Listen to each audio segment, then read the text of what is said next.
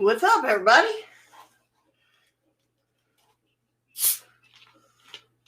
How is everyone? You know us, we had to go have that last minute cigarette. Yes. What is going on? Why am I not going live in dlive? I don't know. What's up with that? Hey, Nicole, Andy, Freaky Geek, Circle, Amorowitch, Misty. I think I got everybody. No, Freaky Geek. dlive is not going live. I don't know why.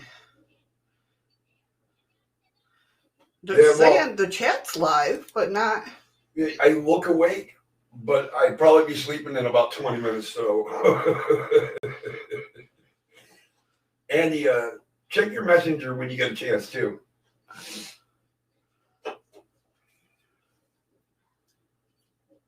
What the hell's going on, dlive? Let me see. What is going on with dlive? Nicole says dlive's still sleeping. I know, right? Let's see. I will try to shut that off. Turn it back on. That's what happened last time.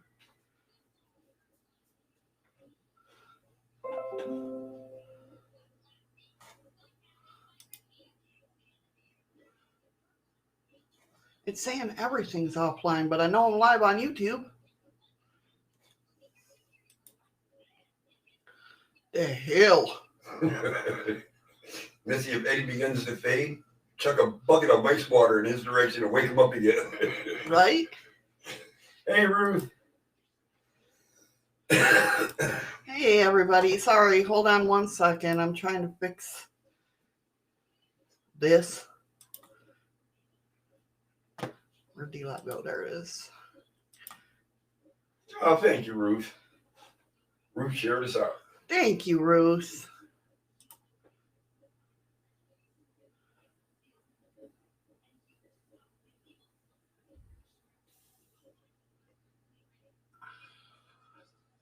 This is crazy. I don't know why it's doing this. I don't know. Apparently, dlive is not going to work today. What the hell is going on? There we go. Okay. I don't know what the hell I hit, but... It was the ding dong. Yeah, I know, right?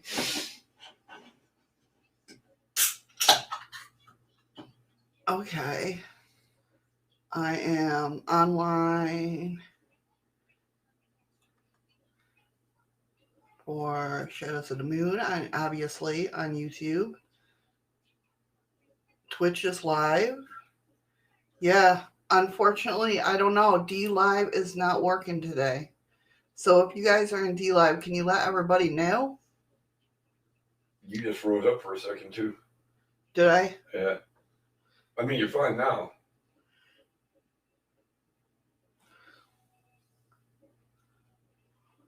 Yeah, it's just sending data, sending data, sending data.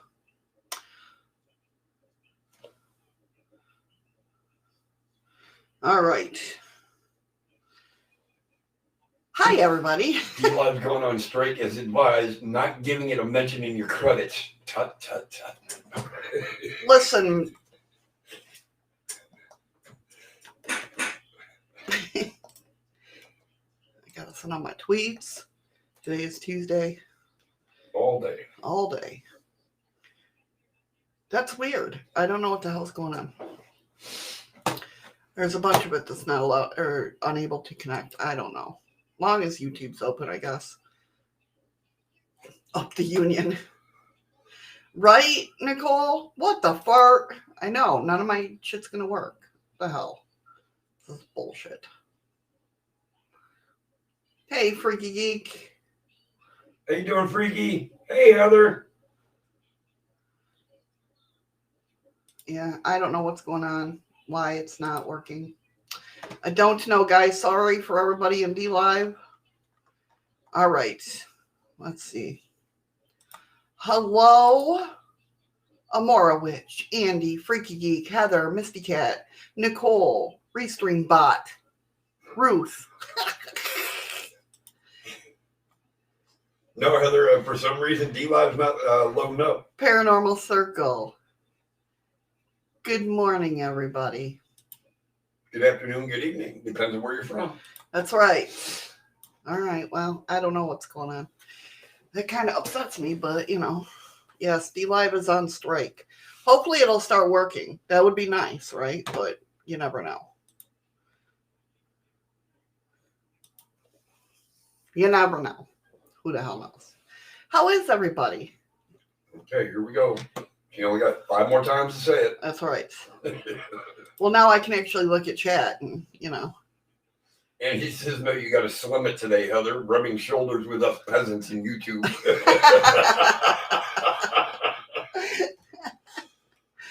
How are you? I already shut up, Missy.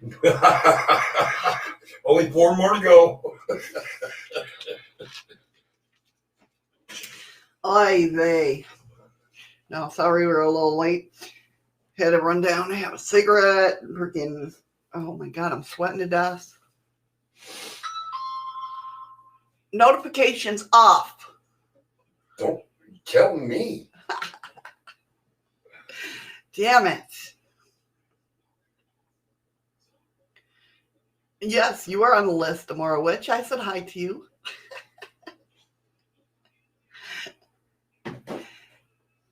I'm on the do not disturb list right now. Huge plate of spaghetti tonight. That sounds good. That actually really does sound good.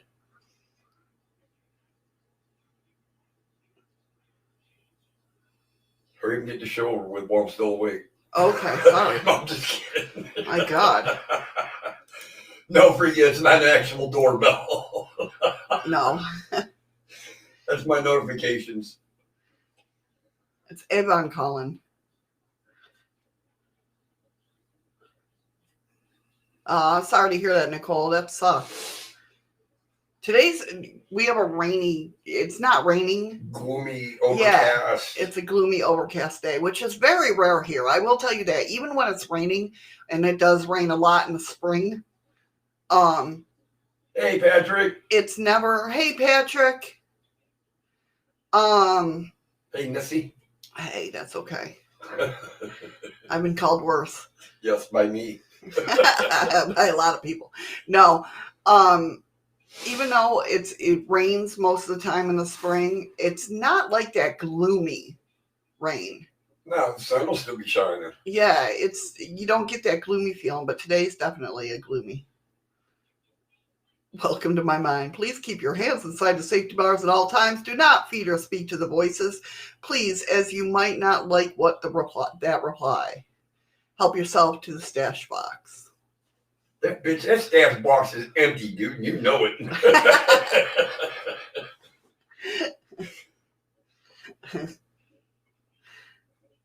I like that, Nicole. Lots of painkillers and swear words. I get that. Totally. New meaning to ring my bell. All right, today we are talking about synchronicity. I know yesterday I said we're going to talk about different personality types, but I want to get that more sorted than before I do a show on it because there's a lot that goes into it. And so today we're going to talk about synchronicity. How to recognize it, well, not really how to recognize it, but you have to do that work. So do you guys have a lot of synchronicities in your life? Or the better question of, do you follow those synchronicities? How the hell do you know? Well, we've all had synchronicities. I mean, something you think about happens, or multiple people are talking to you about a specific subject. Recurring imagery or words that you believe mean something to you. Yes, Ron. Yeah, it's not, for some reason, it's not streaming on dlive today. I don't know why.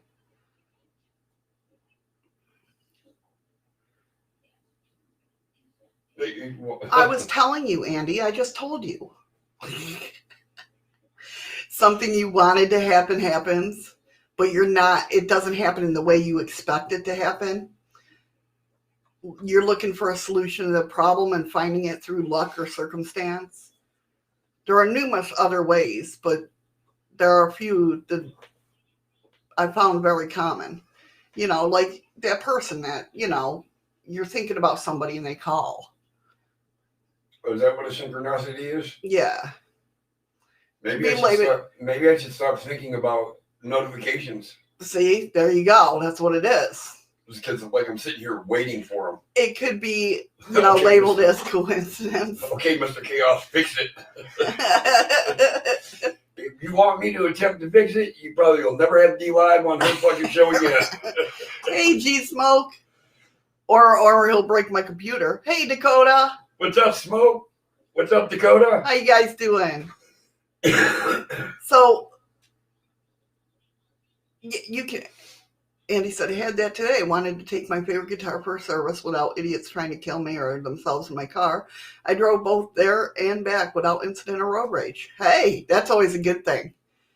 Well, now, does that fall along the same category where I've heard many times before, like if you're having a conversation with, let's say, a female, and you call her by somebody else's name, at that point in time, that person's name you said is supposedly thinking about you.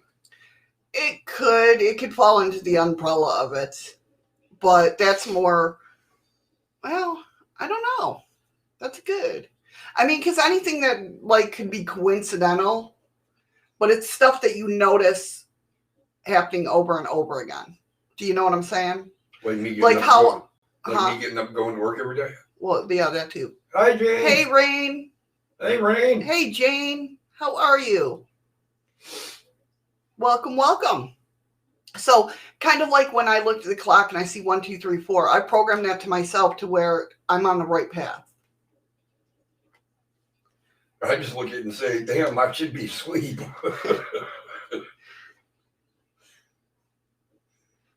Andy, last time I called a girl by someone else's name, I got slapped. Apparently the timing was really poor. I didn't mean it with your significant other. So understanding synchronicity is a way in which higher intelligence communicates with us. Whether you want to call it, like God, archangels, your higher self, whatever. It is what we kind of label as coincidence, fate, circumstance, or chance happenings. Stretch Armstrong. No, it's Jane.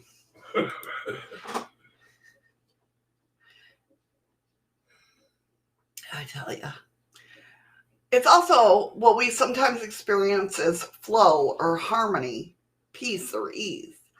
Some other forms of communication from a higher intelligence would be sparks of inspiration, moments of extreme clarity where the path forward becomes clear. Heather says, how about if every time you walk into a store, your favorite artist or song is playing? That could be something. It's up to you to figure out what it makes you feel like. Shopping. Or yeah, right. Or only your body communicating to you through pain or pleasure. It happens to everyone sooner or later. Like I said, a certain number pops up everywhere you go. Hey, Spitfire. Hey, Spitfire. An old friend you haven't seen in 20 years since high school appears the same day you're looking at her picture in the yearbook. You're singing a song and you turn on the radio and the same song is playing. Such coincidence here described by Thomas Rupp in the Arizona Republic in 1999 are examples of synchronicity. The concept is linked to the psychology of Carl Jung. Now, if you haven't heard so a lot of the stuff I read is from Carl Jung when it comes to stuff like this. He didn't coin the word, he didn't coin the word because the sense of synchronicity was already in use, but he gave it special meaning in his writings. Hey, Blue. How you doing, Blue? Jung believed that such meaningful coincidences play an important role in our lives. Today, some people even look to synchronicity for spiritual guidance. I do. I do a lot. The practice of recognizing synchronicity attunes your channel to the frequency to receive and perceive more synchronicity. Adjusting these channels brings more synchronicity to our awareness. Synchronistic things are happening all the time around us. We're not aware of them. And therefore, we're unable to take action upon them. More synchronicity equals more flow, equals greater ease through which you move through life, equals less resistance and less stress, equals better choices. Synchronicities can provide you with the most natural pathway toward what you desire as communicated by thoughts, emotions, and actions. Hey, Trouble. Hey, Elizabeth. So how do we experience more synchronicity? Here's a few simple ways to experience it more. Way one, be more aware of yourself and your experiences. Take the autopilot program off and start to wake up to these flowers blossoming and the ripening of the fruit of your experience. Slowing down and relaxing and taking care of our bodies is the most easiest way to become aware.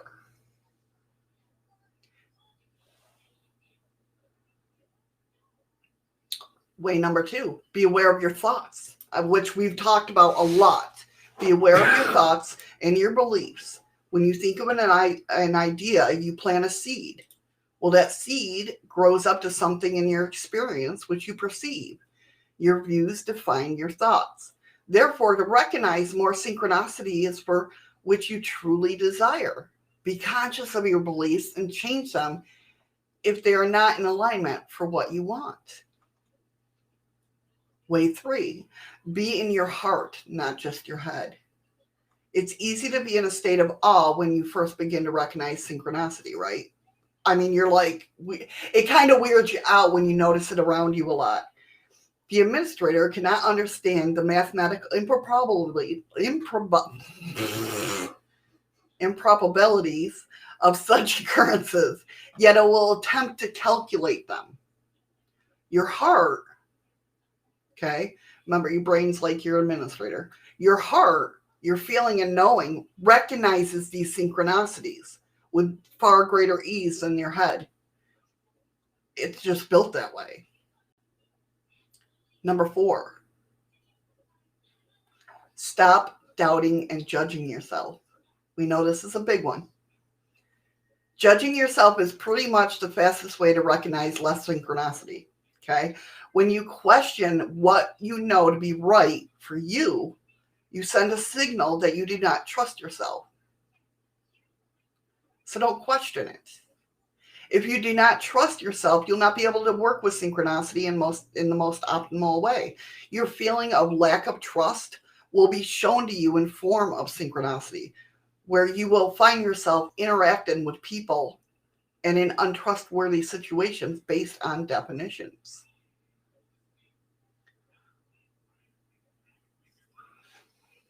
See the more Wood wrote. Yes, like I have had a picture in my head since I woke up today of a man in a red house in the forest, and he only says, "I am Jason." What the heck do I do with that? Don't know the man or the place. Ask, who are you? And maybe, it'll come to you. Ron's broken. Ron's broken?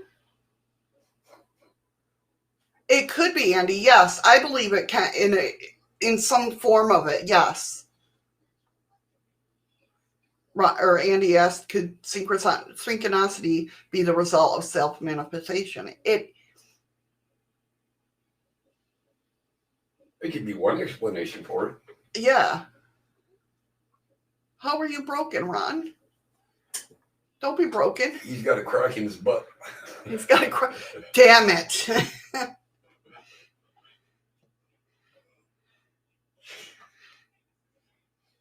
Oh, you didn't break your hip, did you? I hope not. That shit hurts. How do you know you broke your hip? No, but I'm pretty sure it freaking... it would hurt. Well, I mean, mine pop out and they hurt, so I can imagine what it feels like to be broken. it feels like a broken heel. I can sympathize. Oh, no, just out. Yeah. Yeah, I know how that feels. It's not pleasant. Especially when it's like dangling. All right. Anyway, number 5, use discernment. Just because something is synchronistic, yeah, I said that right, does not mean that a particular action should be taken. You have to be able to feel into your decision that you make, in addition to thinking about them. Synchronicity is to teach and reveal, not dictate. Your experience of choice is excellent learning. See, living through synchronicity is not the most natural path to take initially. However, this is a knowingness that one experiences when doing this. This knowingness takes an enormous amount of trust in yourself and beliefs in yourself as the experiencer, or as the experience of which you both are aware and unaware. Okay? Like I said, I believe that 1, 2, 3, 4, when I look at the clock and it says 1, 2, 3, 4, that is because I trust in my instinct. I know the feeling I get from it, that I'm on the right path. Keep doing what you're doing. So life decisions based on synchronicity.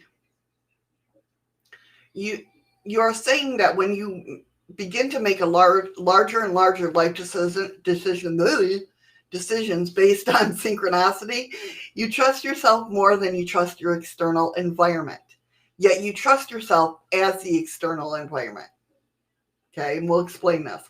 When you are phasing in and out of this state of confidence, staying completely focused on doing the basic things you need to do. Hey, Boomer Rock. Hey, Boomer. How you doing? Staying completely focused on the basic things you need to do. Foundational things in your life, it can be challenging.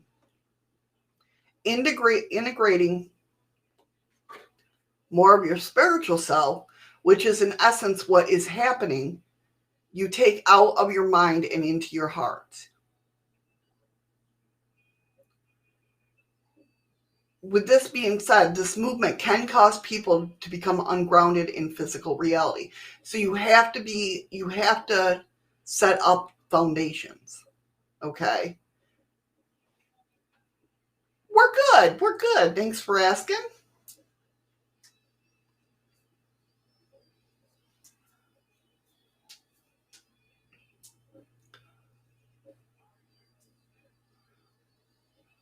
Crystal like Mr. Chaos. Who the hell's Crystal? Through the crystal. Oh. I don't know. I don't know what they're talking about. I have no damn idea. Shadows through the crystal and Mr. Chaos. Right. What crystal? I didn't feel anything. So to set up your foundations, discipline in your system is crucial, okay?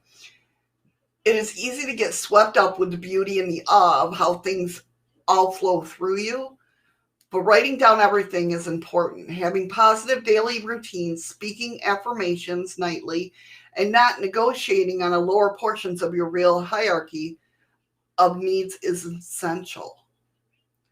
With the foundation set, living through synchronicity proves you an experience unlike anything can be imagined. Once you start, you have to know, though, it's kind of confusing because of the way it happens. You know, at first you're in awe.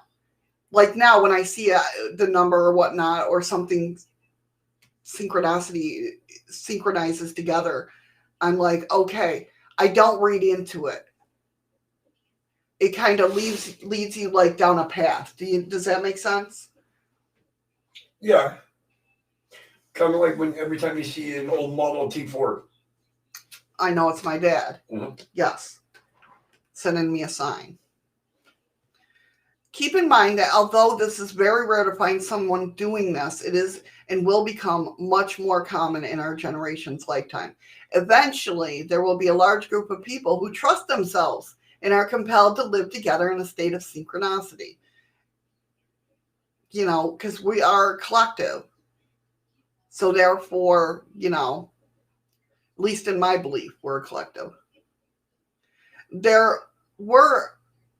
is where our society is heading, as this is much more natural process, natural and that energetically aligns more perfectly with the properties built into the fabric of our reality, such as phi. Now, if you notice, that's cool, Boomer. If you notice, like, it's weird in the world today, there's like split into yay or nay, right? Before it was like people having their own thoughts on different things. Like it was kind of so now they kind of categorize it. Right. Like now it's either your yay or your nay. You can't be anything in between. That's kind of like how the collective works, right? Does that make sense? Yeah. Sorry, I was reading. That's okay.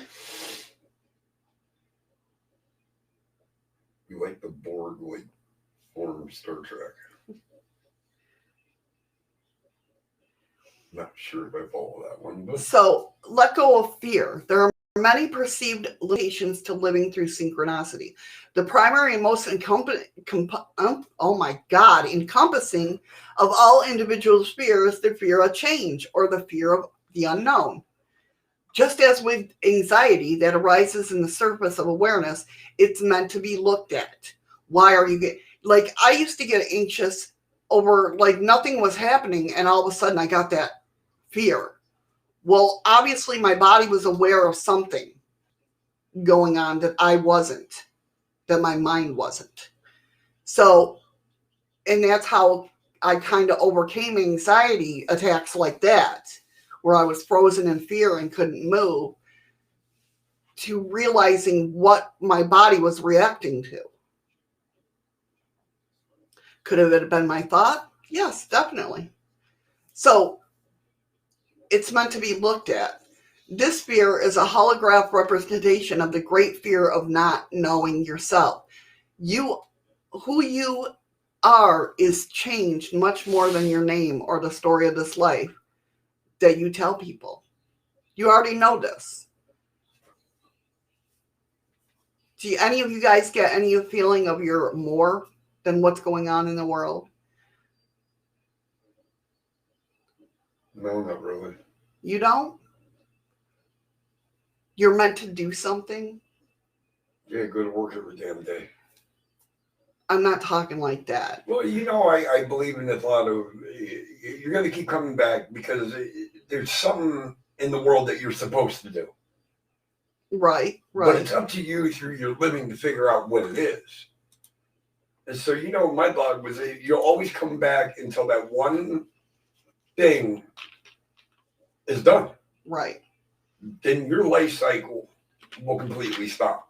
You'll never stop living, though. That's your belief. You know what I mean? Here on Earth. And I'm allowed so right there is telling you, well, honey, I'm sorry. I'm allowed to believe that. That's right, you are. So you already know this, but and essentially giving yourself the experience of forgetting so that you can learn from the experience of remembering. It's kind of like that old saying, like they put it perfectly. Sorry to bring it. They put it perfectly in a show we were watching, where if somebody, You can't experience love without the loss of love. Because then if you never lost it, you never understood what it was. Exactly. It's the same thing with this. You make yourself forget, so you have that feeling of remembering.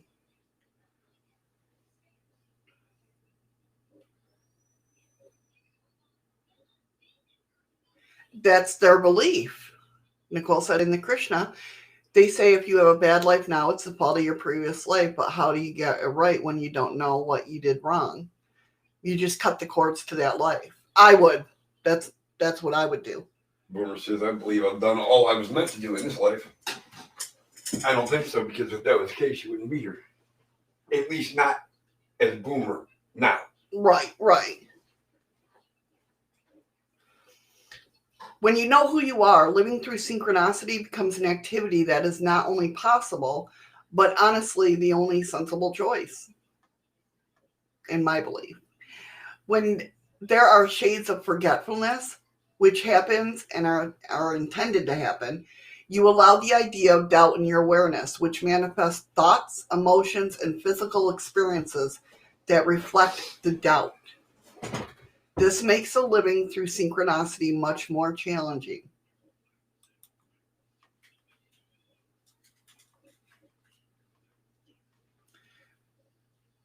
Right. And before that, you'd never, well, at least in this lifetime, you never experienced loss. So you definitely.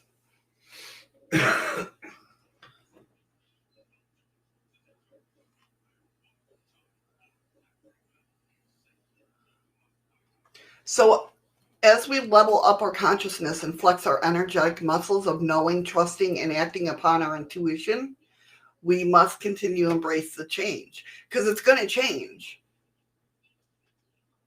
Even though I hate change, I still know that it's going to change. That's the difference between fighting it and letting it flow. This is happening for a reason. This is truly the only constant that guides us through the experience of living in our hearts. So comprehending synchronicity is important because we understand the mechanics of how something works, empowers you to own it and eventually live it. There is a high tendency to look upon spiritual matters as mysterious and therefore unknowable, right? This is not the case. As with anything, there is a rational and intuitive aspect, or rather the practical perspective of an intuitive perspective. Bringing some rationality to the equation is vital to move through the awe state that most everyone experiences when they begin to recognize the synchronicity. How the modern world has killed this idea. Through individual deduction and rationality have mostly been ascended by mainstream belief systems that are more rigid, yet becoming loosened than what is required to comprehend some of the miraculous events and experiences happening in our world. Simply put, long-standing left-brain cultural evidence-based rationality is being introduced to the intuitive truths that you also perceive and experience. Now, I've lived that way. Myself, I've lived by other people's standards, right? Myself, I'd rather be happy and live by my standards. That's why I research a lot. It finds what resonates, you know what I mean? And it comes down to the individual. Synchronicity provides us a great example of an individual journey in this process. By comprehending synchronicity and how to experience you as an individual, you are setting your baseline of understanding to be able to digest further revelations about what synchronicity is. In essence, you'll be graduating yourself into a frequency of consciousness that allows you to embody more light, information, and wisdom. That's what the light is. And apply more love action and movement to your experience. This is one way in which you can move up without evolutionary rung of the ladder. So you move up. Doesn't mean that you're better than anybody. You just move up. Kind of like I explained about the vibrations and moving up the frequency. You see more things when you're in the frequency. Most of you, because you see spirits, are higher than some other people that don't see spirits, right? So because your vibration is at that frequency to see spirits, other people are like bullshit because they're at that lower frequency that cannot see spirits. So as you move up the rung, you see more and more things. If that makes sense. Does that make sense? Mm-hmm. Comprehending synchronicity is being able to confidently answer questions as, how is it possible that something, what I think, affects something that I experience so tangibly? How and then such a profound coincidence could mathematically happen? How do I make these choices while I'm not only setting up a situation for great synchronicity? And how is it that so many people's choices are involved in the situation of great synchronicity? To understand this, you must first understand the reality's nature of one's energetic vibration. Same thing I just said. One place to start with your rational mind is through science. That's what I do because that's who I am. I'm trying to figure out, I'm trying to decipher what Amora just wrote. I think it's supposed to be, oh, wow, I just seen one that hit me. My last, I'm going to say dream or something. A wake-up call to growth. Oh, growth. Maybe growth? My last growth. Wake-up call to growth was seeing chaos, the black mass, and then I met you guys and girls here, and Eddie call himself Chaos. Right, was weird. Yes. Yes, that would be a synchronicity. What the hell happened? So the growth was basically, she had seen the chaos, not you chaos, a black mass, right? And then she meets us, and your name is Chaos. Maybe I am that black mass. No, you're not the black. Maybe I am. Well, maybe you are. Maybe I'm not. But it's, yes, that would be a synchronicity. Amorowitch gets it. She, right.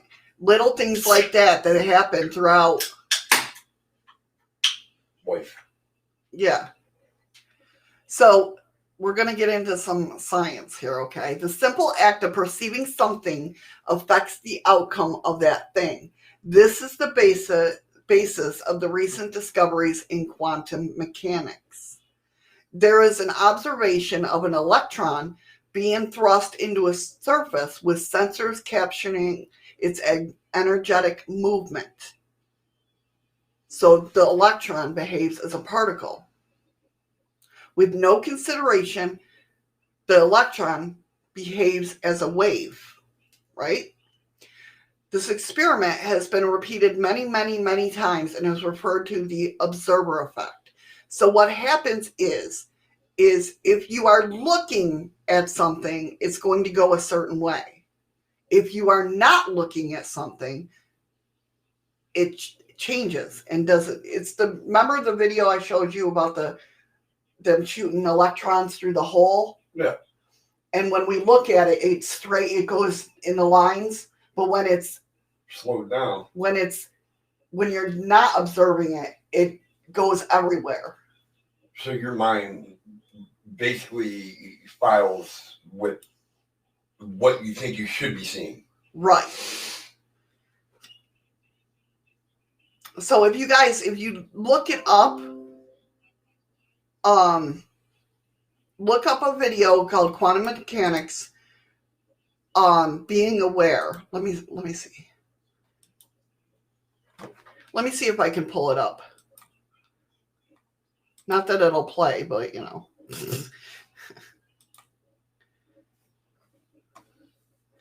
Let's see if I can find that video.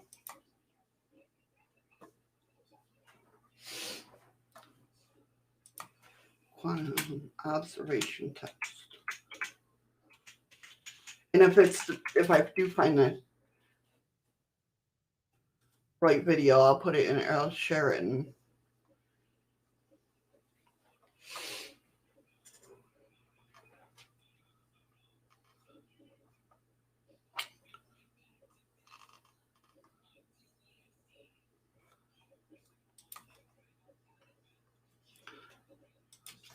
cartoon.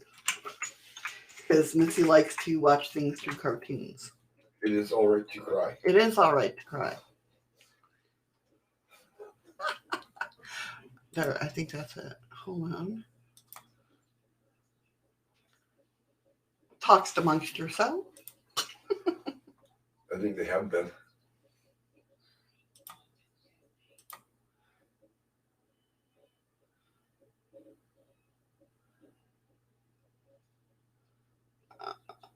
Okay. Oh, and he'd be getting his nap here about an hour after the show ends. No, that's not the one. That is not the one. And then that actually won't be a nap. It'll be bedtime. That might be that. I think that's. Now, Eddie's seen this one. Okay, this is only 5 minutes, so I'll play it. If it plays. Hopefully it'll play.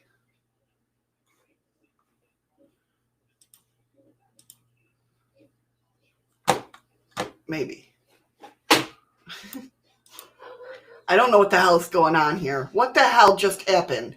Really? You slammed your mouth down. I know. See, you had to fuck with me. How you did it?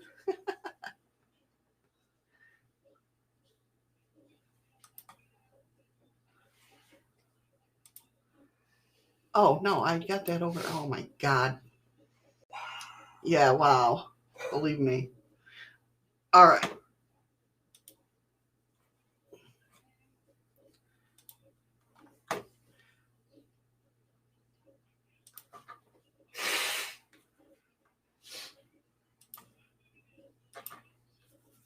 Here we go. Yay.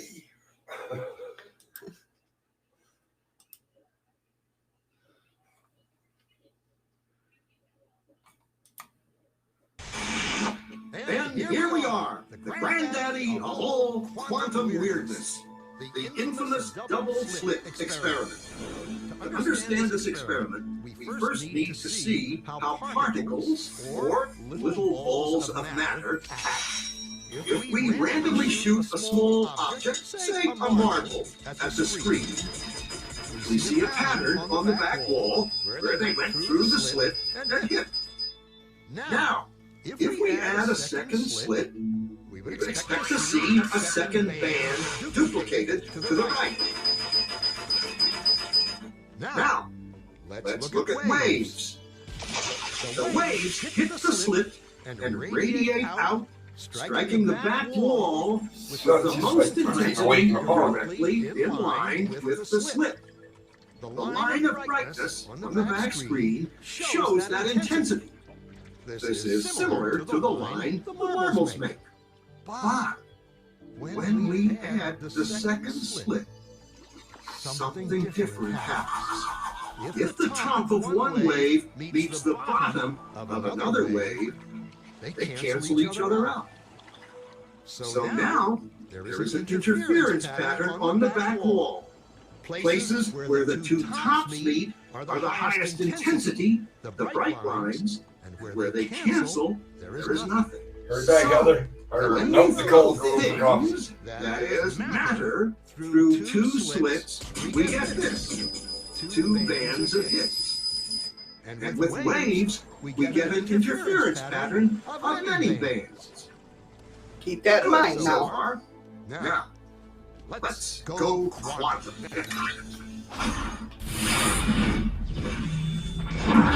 An electron is a tiny, tiny bit of matter, like a tiny marble. Let's fire a stream through one slit. it behaves just like the marble, a single band. So, if we shoot these tiny bits through two slits, we should get, like the marbles, two bands. What? An interference pattern. We fired electrons, tiny bits of matter through. We get a pattern like waves. I don't think this is a Not like video. marbles. How? How could pieces of matter create an interference pattern? I don't like see a the big wave? eyeball. It doesn't Oh, yeah, it make is. Okay. sense. But physicists are clever. That's They thought maybe those little balls are bouncing off each other and creating that pattern. So they decided to shoot electrons through one at a time. There is no way they can interfere with each other. Yeah, they can. But after an hour of this, the same interference pattern is seen to emerge. The conclusion is inescapable. The single electron leaves as a particle, becomes a wave of potentials, goes through both slits, and interferes with itself to hit the wall like a particle. But mathematically, it's even stranger. It goes through both slits, and it goes through neither. And it goes through just one, and it goes through just the other. All of these possibilities are in superposition with each other. But physicists were completely baffled by this. So they decided to peek and see which slit it actually goes through. They put a measuring device by one slit to see which one it went through and let it fly. But the quantum world is far more mysterious than they could have imagined. When they observed, the electron went back to behaving like a little marble. It produced a pattern of two bands, not an interference pattern of many. The very act of measuring or observing which slit it went through meant it only went through one, not both. The electron decided to act differently. Yes, but only when It was being watched. it's being watched. It was here that physicists stepped forever into the strange, never world of quantum events. What is matter? Marbles or waves? And waves of what? And what does an observer have to do with any of this? The observer collapsed the wave function simply by observing.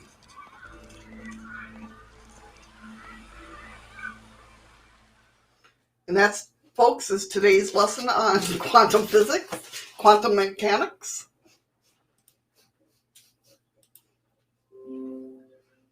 Pretty wild, though, right? How you looking at something can change matter. When there's an observation of an electron being thrust into a surface with sensors capturing its energetic movement, the electron behaves as a particle.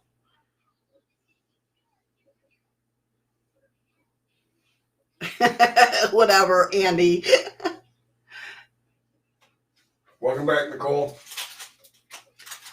No, they were just seeing, Freaky, they were just seeing how it was portrayed on the back of it. On the backboard where it, you know what I mean? But when they were actually observing it, that's when it changed.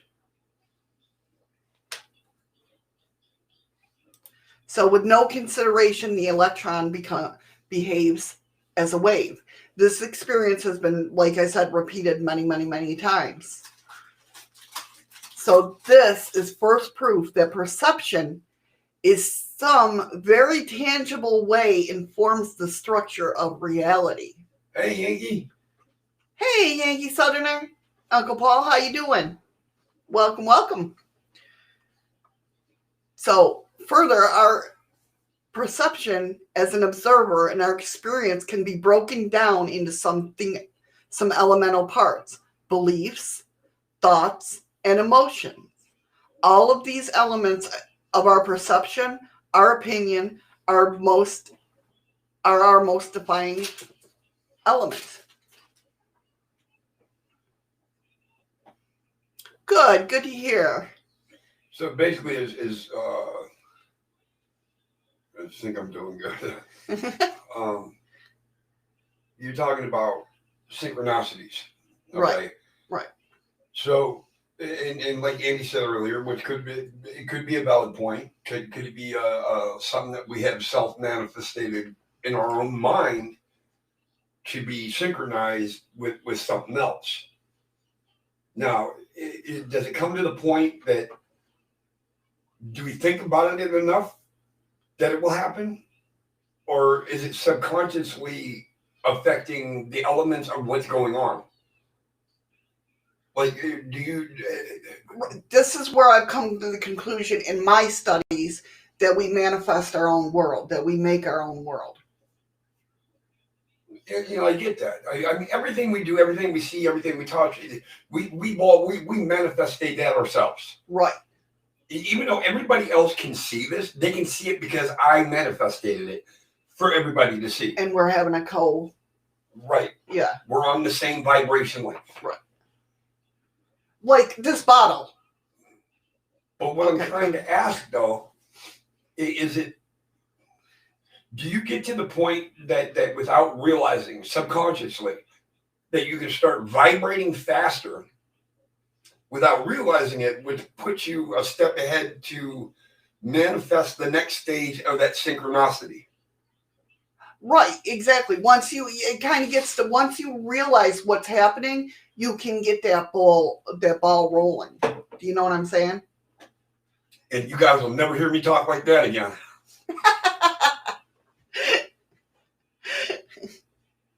I almost impressed myself with that. Don't elements have big trunks, though, Missy? Elements. Shut up, Andy. God bless America. Eddie, if you can do that, you're then the Flash. Right, yeah. So, all of the elements of our perception, our opinions, are our most defining element, right? We know what we can choose. We can choose our beliefs, providing a framework for our thoughts, emotions, and actions. Therefore, if we can choose our beliefs in a way that are more aligned with what we would like to see and experience in our reality, we'll primarily be adjusting our perspective, which is in turn change the fact via the interaction with matter, such as electrons, which make up everything. We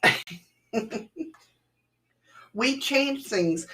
Like what I'm looking at, a Pepsi bottle, right? A normal Pepsi bottle might look different to you. Well, how am I going to know that? Because I'm perceiving it the way I want it to be perceived. I think it's word association too, though. Because people know what Pepsi bottles look like. So without even looking Not at sponsored, by the way. Without even looking at it, once you say the word, the image is implanted. Right.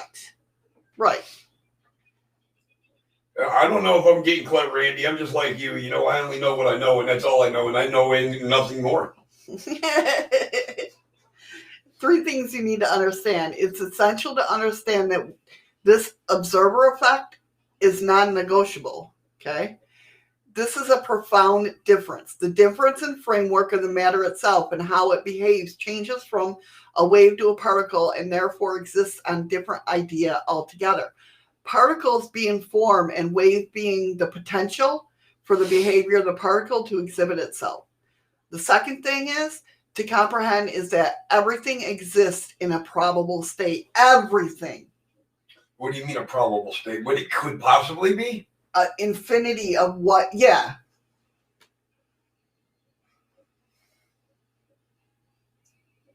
Okay.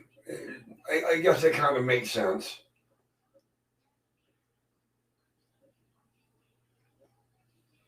So this is our perception of what has been called the quantum field, where you perceive something, you inform its structure.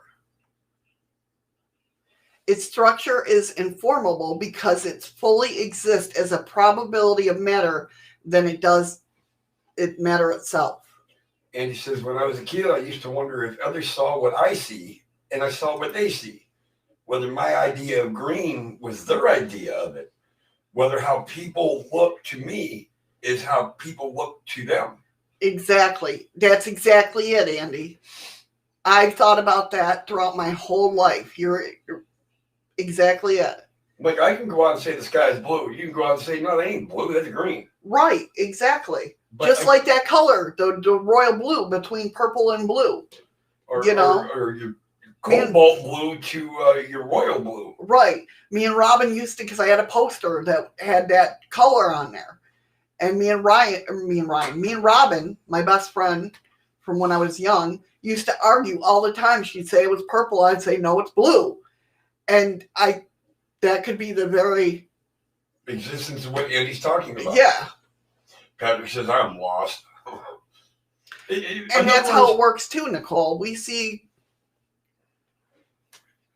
that's what I mean about perceiving yourself, because look at how we perceive ourselves. Would we treat our best friend the way we treat ourselves? Absolutely. It can also translate to sounds, not just Yeah. vision. Yeah, you're right. Smell, touch. It reflects off all senses.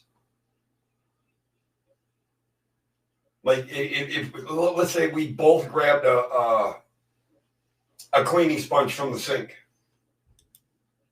should feel the same to each of us, but it's not going to.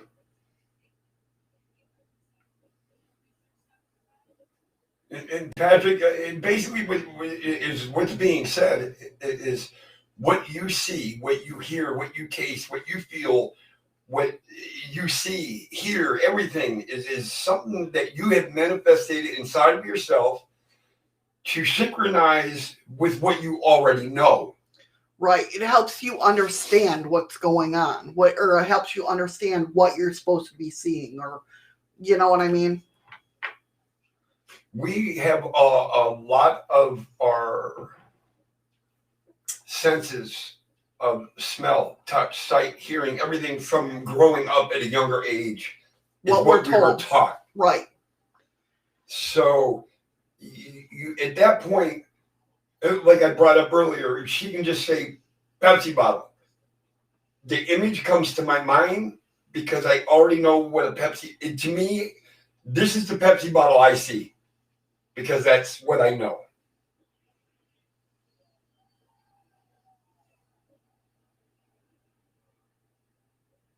Right. Yes, Amorowitch. Just like when I see Model Ts, my dad's sending me a message, basically.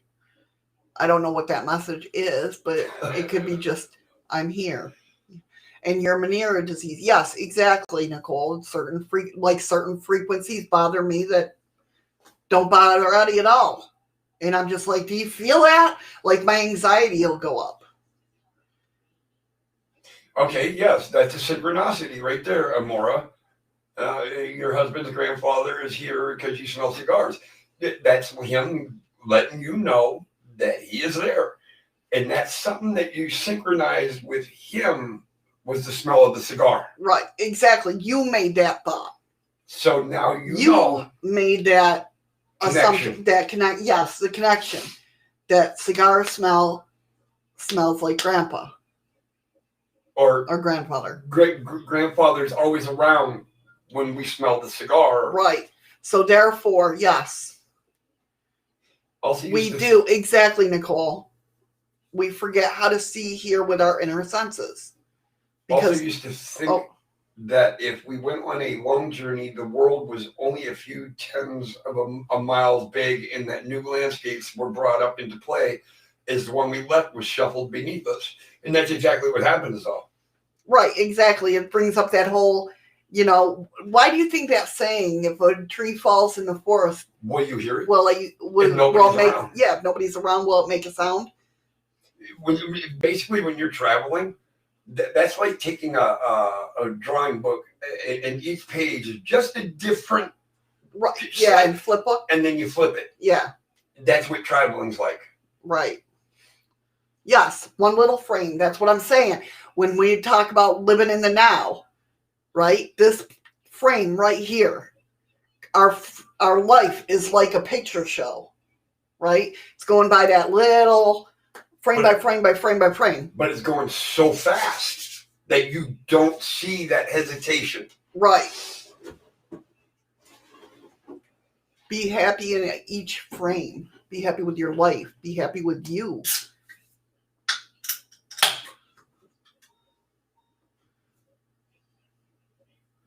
I was under 10 years old when I used to think like that. And that's not, that's actually you're right there. I'll tell you something. I look for things like that. When we're younger, what did we think about? Because we didn't have anything totally instilled in us. Right. We were still young and naive. Right. Exactly. Look at, even take the notion of how many times did we just run around and not worry about getting hurt, and we never got hurt. Unless we, thought we could fly. Yes, Patrick. The answer to that question is just yes. If a man says something in the forest and no woman is around, is he still wrong? Just yeah, yes. Duh. Just yes. That's the only exception. Yeah. Avoid all fights. Just yes. So your perception interacts with the likelihood of that matter, not with the case itself. Informing the possibilities of ligations through your understanding is how its definition perceives everything that we understood. The third idea to comprehend is that you are not entirely and solely your physical body. If the previous 2 points do not elaborate this enough, then there are ways in which you can demonstrate this to yourself. Go ahead. And he says, I remember where the hell to go. I would look for things like the same house with a different coat of paint, as was around the corner from where he was. But he was miles away. Because something about that house was connected to a memory, a thought. Yep. Something you did there, something that happened there that you know. Or you could, something triggered that. Something makes you draw back to that house. Right. Nicole said, I grew up in a garage and the smell of fuel brings me back to those days. Yes. But see, if you never did that, like fuel to me, because I worked at a gas station, takes me back to that memory. Well, remember I told you the story when I was younger, when I started choking on that piece of candy? Yes. And I ran up the stairs and I tripped one step below where the porch starts. And when I fell, it hit directly on my bread basket, where I was able to cough that piece of candy out. So now every time I start coughing and I'm having troubles catching my breath, I think about that incident. Right. So how you can demonstrate to yourself is follow your voice back to its intention. Speak words and trace the source of those words back to their purpose. In doing this, you will find yourself in a place that is not visible. Like I was just saying, my place is not visible. Exactly. When we talk about things, that time frame isn't there anymore. And he says, the last time I thought about it was in 2000. Went to Florida, Disney, etc. And couldn't believe it when I saw a family who looked the same as one I recognized from home. It was only when they spoke I realized it was actually them. Yeah. That's a synchronicity. That's a big synchronicity. Yeah. That's coming full circle synchronicity. This place right now is simply the potential for something to occur. Another way is to prove this to yourself experimentally would learn how to meditate and interact more tangibly with your mental and emotional bodies, which do not have form in a way that we can perceive them. Yet, they are in us. We all believe in souls, right? We can't see them. We can't perceive them. But yet we know they're there. It's the same thing. It's that belief system. I didn't know. I had no. No. Don't put that on me. No. You guys did that on your own. Yes, you guys did that. You guys were. My chat room might have done it, or I might have when I read the cards. I know what she's getting at. They were looking for each other, anyways. Yes, I had nothing to do with that. Even if they didn't verbally express it, somewhere inside themselves, I did not conjure it, Andy. they was looking for something. Andy, we were the result of an evening spent at the cauldron. Yeah. Maybe the soul is a core energy. I'm gonna guess she's saying core.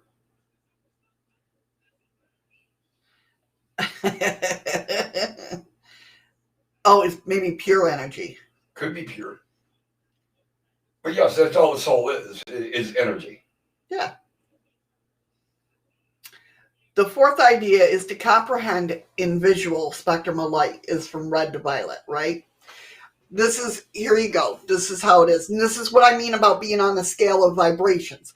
Because the spectrum is like this. When we're talking about vibrations, we're talking the spectrum, but we're doing up, down. What she meant is the soul is our energy.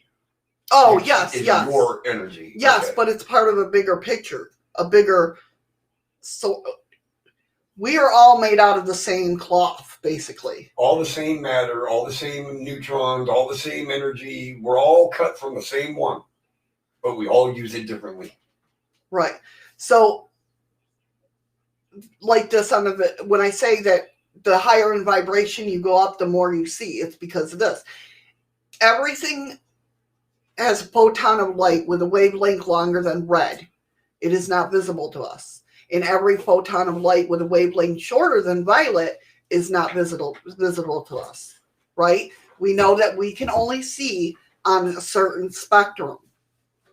The wavelengths of light cover a vast spectrum from greater than 100 meters to less than a trillionth of a meter. Our visual light spectrum, the light spectrum that we see with our physical eye, is an extremely narrow band, a fraction of the view that exists in our reality. That's exactly what we were getting at, Patrick. Exactly. That's synchronicity. And I'm going to tell you, Amy couldn't have said this any better, honey. Amora, our brains are like a radio tuner. We are stuck in normal most of the time. But with the right input, we can change the receiving frequency to other realities. Right. Yes, Nicole. Basically, when you're channeling, you're tuning to that frequency. That's why I say this is maybe more that I've talked about in the past. Well, you guys will get, like when I say on the ghost box or a spirit box, whatever you want to call it, why we hear different messages. Well, you hear what you hear, and I hear something different. It's going to be on different wavelengths, different frequencies. Case in point, we just watched Ghost Adventures the other day. Now, Zach usually never misses anything coming to a spirit box or anything. But he had a special guest with him, and they were investigating this hotel where he was an upcoming rock star, and he ended up committing suicide by OD, and it was accidental. And they were asking it questions, and it spoke through and the girl heard it as plain as day. Zach sitting right next to her. Right next to the box. Never heard it. Yep. Never heard it. He actually had to go back and hear the replay because he thought she was lying. Well, no, he didn't think. Well, no, I didn't. Yeah. Maybe she was hearing shit. But he says he never heard it. And he was sitting right there. So that's what we mean about You're still hearing people. things. Huh? Patrick says, what about people like me that can talk to spirit? You're still a person.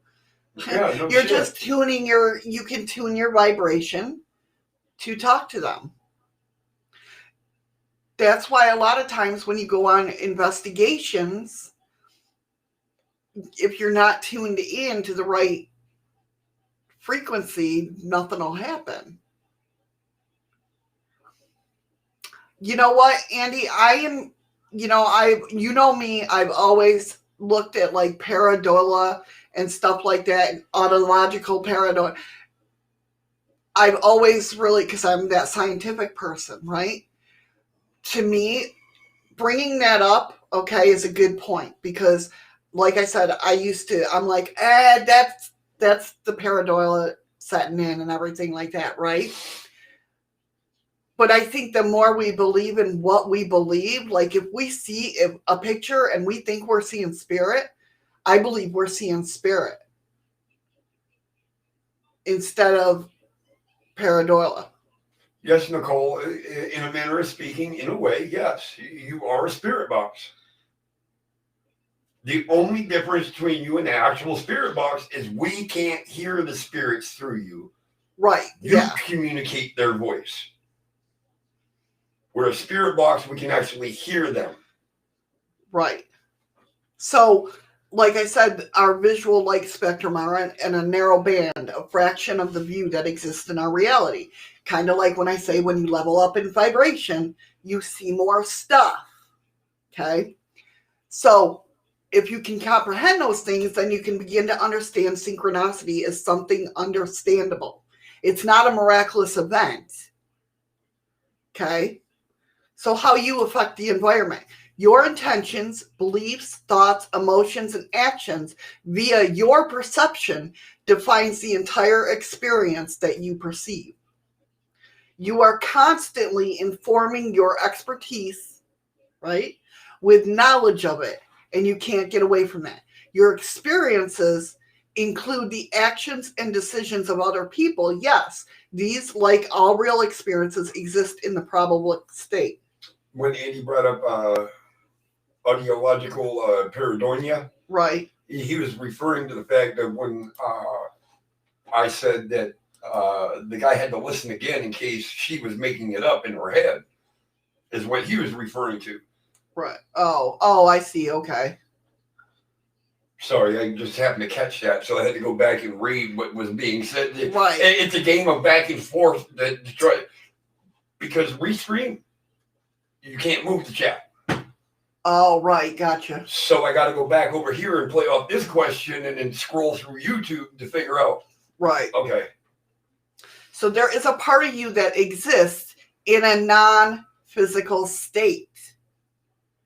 This part of you communicates with you in a physical state in various ways. And one of those ways is through synchronicity. Okay, think of it as like the cloud when you're learning about computers, right? You're learning when you copy. Here we go. No, when you go to copy and paste, when you copy that, there's like a cloud above the computer. That saved it. That's saved. And then when you paste, it grabs that piece and puts it back in the computer. Right? It's kind of like us. We have a part of us that exists out of us. Okay? And then when we have something inside of us, we put it in that cloud that's outside of us. You're constantly. Until we need to pull it back in. Right. Kind of what I call my Rolodex. Well, it's like that, but that's a higher self. They know the knowledge that we can't see. Does that make sense? Yeah.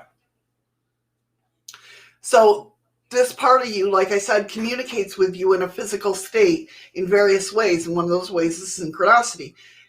The you that is in the non-physical, according to the quantum theory, is much more like you than the physical one. So that's the true you. This is just a part of the true you.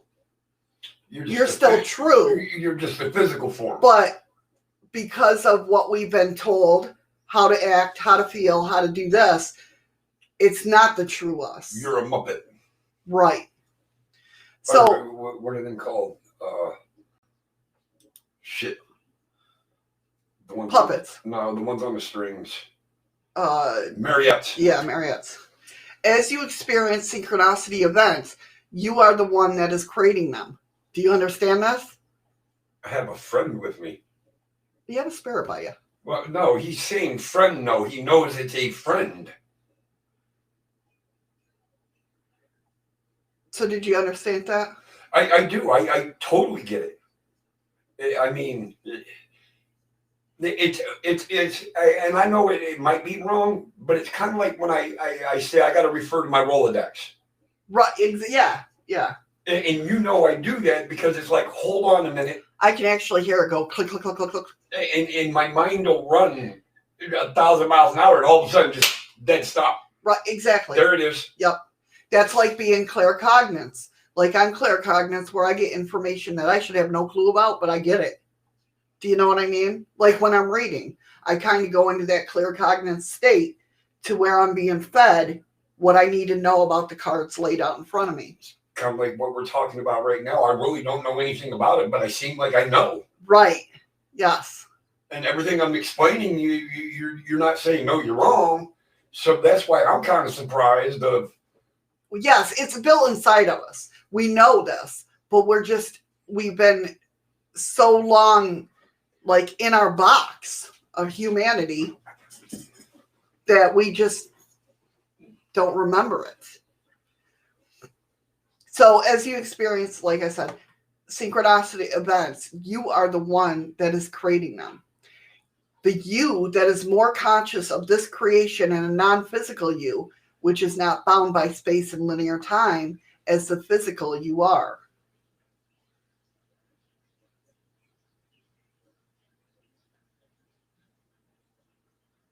Much like when you say everything happens for a reason, you may not know any reason for it, but those messages are given to you for a reason. Exactly. Exactly. Hey, Murad, how you doing? Exactly. You might not know it at that exact moment, but you'll figure it out.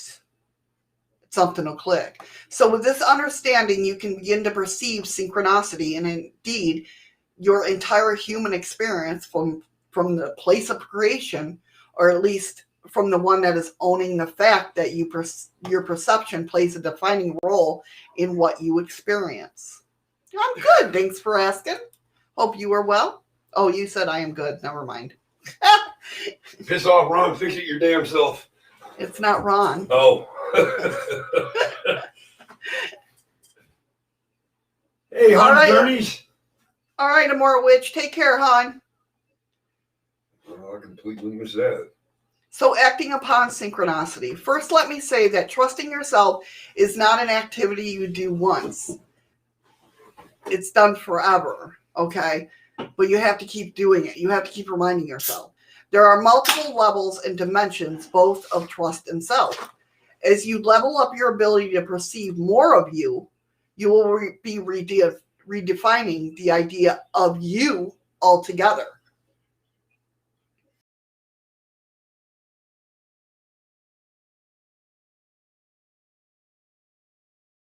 That makes sense.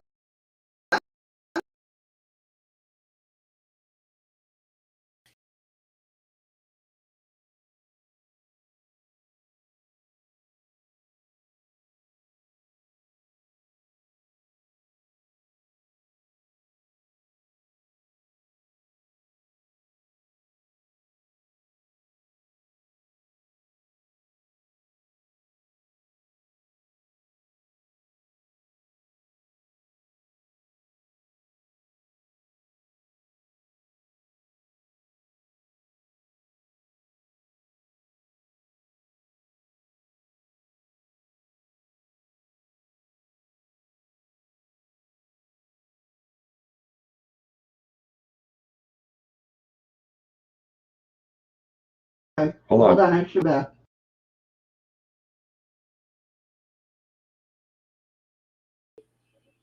Yep, I think you're back. Nope. Now I'm gone. Hold on. All right. We're coming back. There we go. I had no camera.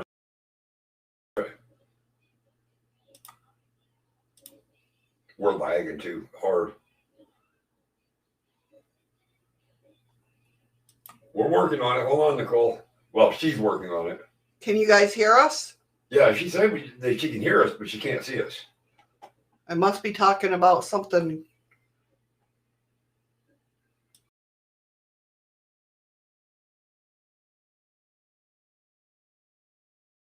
Right, Andy? Oh, now there's no sound. Oh, there it goes. Yeah, probably because I was trying to get us back on. I don't know why I can't. I'm going to try and refresh this. Hold on 1 second, guys. I don't think it'll work. It'd probably boot you. I don't know. If we get booted, guys, sorry.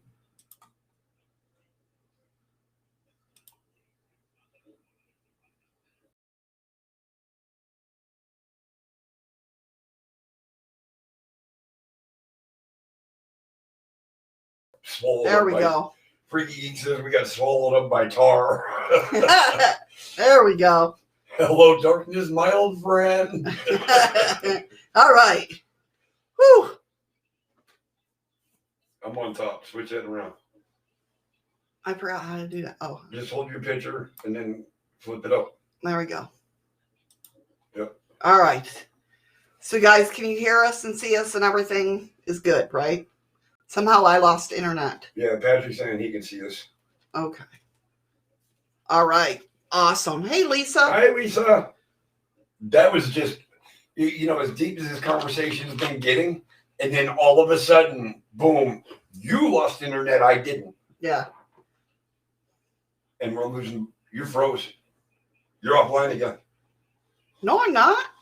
It says No, you're offline. take care, Murad. Oops, seems like one of your streams is having connection issues. Stand by. Are you offline now? I don't think so. It's not telling me it's reconnecting or anything. It says we're live.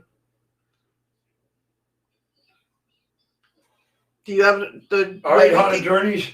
Huh? Do we have the... Can you see us both? Holy shit. Chat just starts... No, I can't even... There it goes. It's such a lag. I'm going to have to kill...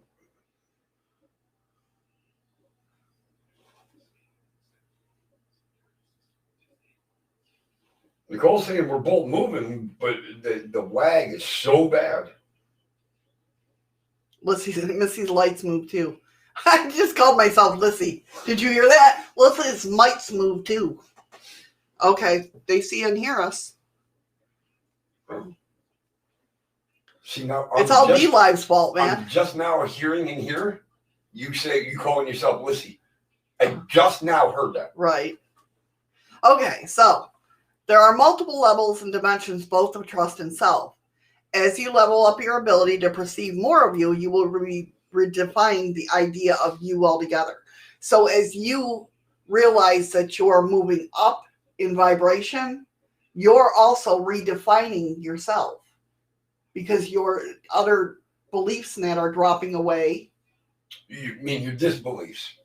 Well, yeah, now they would be your disbeliefs, yes. So the process of getting to know and trust yourself is a practice, not an achievement. So take the leap. Initially acting upon synchronicity does take a bit of blindness, but it can be done rationally and experimentally, with feedback. To more fully act upon synchronicity opportunities, you have to be ready for action. Think about a lightning strike. In just a few microseconds. Your camera's froze. I'm moving. No, you're not. I'm moving in mine. You're not moving on mine. Now you are. Was I moving fast? No, oh, this is getting... So refresh. You might have to refresh because I refreshed. I'll go to the powder room. Hurry back, freaky. I'll be right back. Now how do I do this? All right, never mind.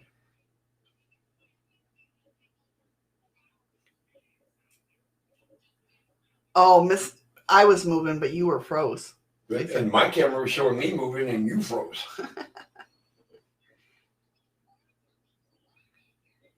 Keep going with your show because it's not letting me reload right at the moment. Okay. So think about a lightning strike, right? In just a few microseconds, the energetic equivalent of over 1,000 barrels of petroleum is released. Consistently channeling this energy into electrical grid would produce an enormous amount of sustainable energy for a very long time, right? The excitement of that fraction of a second would energetically carry itself into the future. All that is needed to do this is awareness that the lightning brings this energy, a receiver of the power, a transformer of that energy, and the means of utilizing that energy. I don't even have YouTube. I mean, my chat and YouTube ain't even moving. Hold on 1 second, guys. Oh, YouTube just moved just now.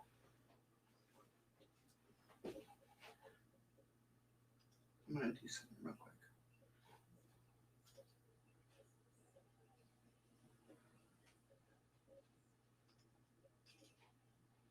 Oh, if you're going to click that automatically, you don't have to hit connect.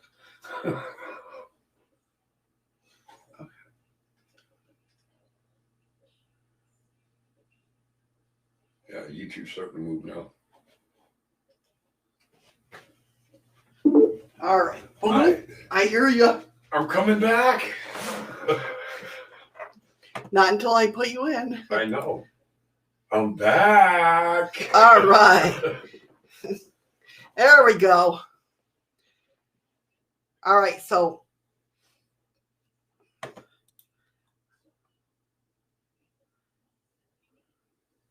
you also need a DeLorean and about 1.21 gigawatts of power. Yeah, right? So this is not about a fear of missing out on a particular occurrence or guided action. It's just about the excitement. Excitement can strike you in a form of synchronicity in just a moment. And if you are not ready to take action upon it, then, well, it's not meant to be. But there is a learning at that moment to apply to the next moment. So if you start to recognize it, don't be scared if you miss that synchronicity. Not only that, don't think that it wasn't supposed to happen, that it was a mistake. Right. Don't brush it off of I shouldn't have seen that. I shouldn't have done that. Right. Accept it.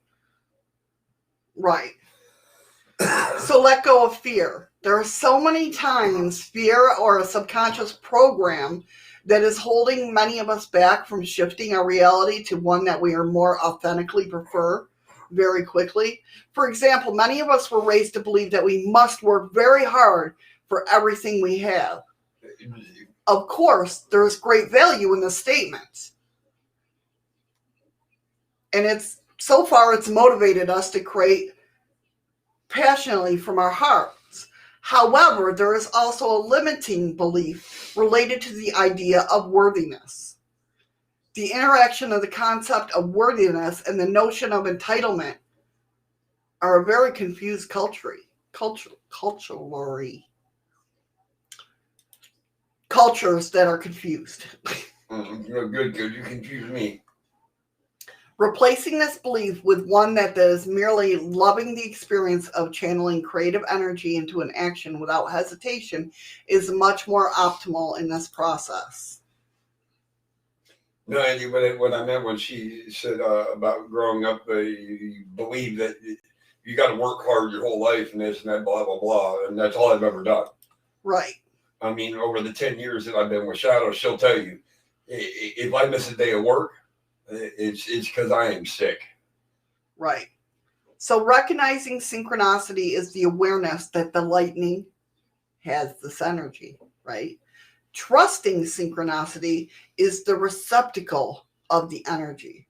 Comprehending and perceiving synchronicity transforms that energy into something that's potentially usable. So you're taking this lightning rod. Hold on. And acting upon synchronicity is the highest excitement, is the light bulb that is illuminated via the channel. So you're taking this light bulb, or this lightning bolt. Right. Full of energy. Right. It hits you. Right. Instead of being scared, you transform that energy into a... Nobody go out and try to get hit by lightning. That's not what we're saying. It's not what I'm saying. But then you're able to use that energy where you lost doubt, gone. Yeah, why are you putting energy basically into that doubt?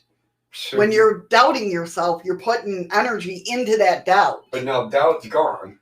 The energy's there now, which is going to make you vibrate faster, which is going to give you the opportunity to see what you've been wanting all along. It's right in front of you, right? Yeah. Okay. I know you're mad at me. I'm not mad at you at all. I will throw a K2 meter at you. I will throw a screwdriver at you. I even got toenail clippers over here. I have a lot of stuff that I can throw. Well, I got a lot of stuff. What happens after... I got a football helmet I can sling at you.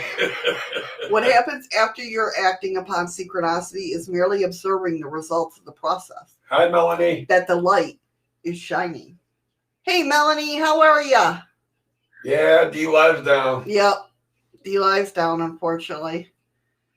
Trusting yourself. More fully acting upon synchronicity is more fully finding value in the process of trusting yourself as an activity, not as a means to the end. When you move upon synchronicity with excitement, not with dread or concern, this creates an immediate positive feedback loop to yourself, and it fuels you for more of the same. Acting upon synchronicity without needing to be validated by an appropriate external response is a faster, more efficient means of manifesting the feelings you desire. Don't give a fuck what anybody else says. If you say you see that spirit and you see it, then you see it. Don't let them make you second guess yourself. Exactly. I know that's hard. But I'm telling you, you will feel 1,000 times better about yeah, yourself. I mean, I can't even explain it. You will feel like you finally have control of you. Stop listening to people, like I said before. Stop listening to people that have never walked 1 ounce, 1 minute step of your shoes. Wait, that ain't fair. Because we've had each other's shoes on before. Well, this is true, but you know. That's not very nice. That's a bad example for us. It is hard, Nicole, but you learn to get through it. You're only stopping yourself. That's it. You're stopping yourself. They say I do it to myself all the time. Welcome back, Freaky. Welcome back, Freaky Geek. They say the hardest thing about anything is to start. Yes. But always remember, once you start, you're half done. Right? Doing anything with the idea that you're doing it only to receive something in the future mainly takes you further away from your present moment and slows the feedback loop process, which is true. So don't do something just to get something out of it. Yeah, you don't use it for personal gain. Right. I mean, it'll work, but it's going to take a hell of a lot longer. Yes, exactly. Tiny steps. I know, Nicole. I've been there. Believe me. Right, Patrick? I walked in another person who nearly crippled me.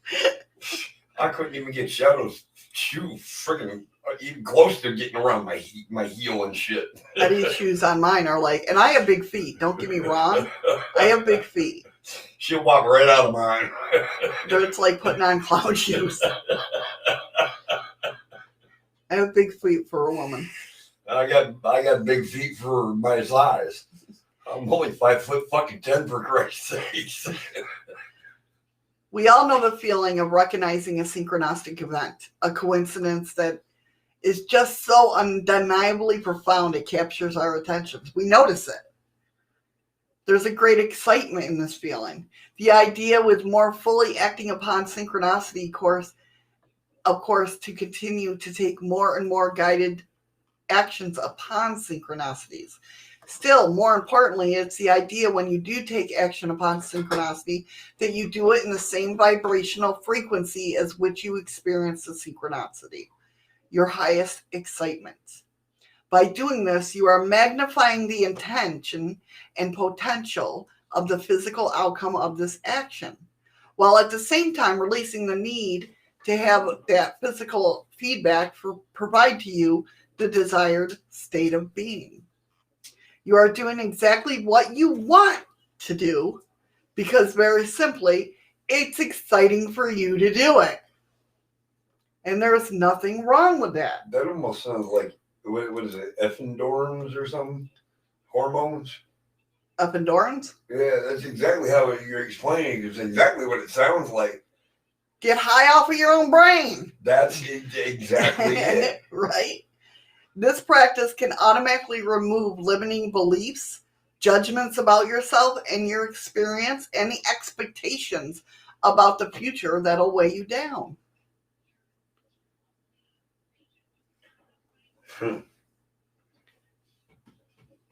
Moving into the observer perspective is very helpful. And I've talked about this before.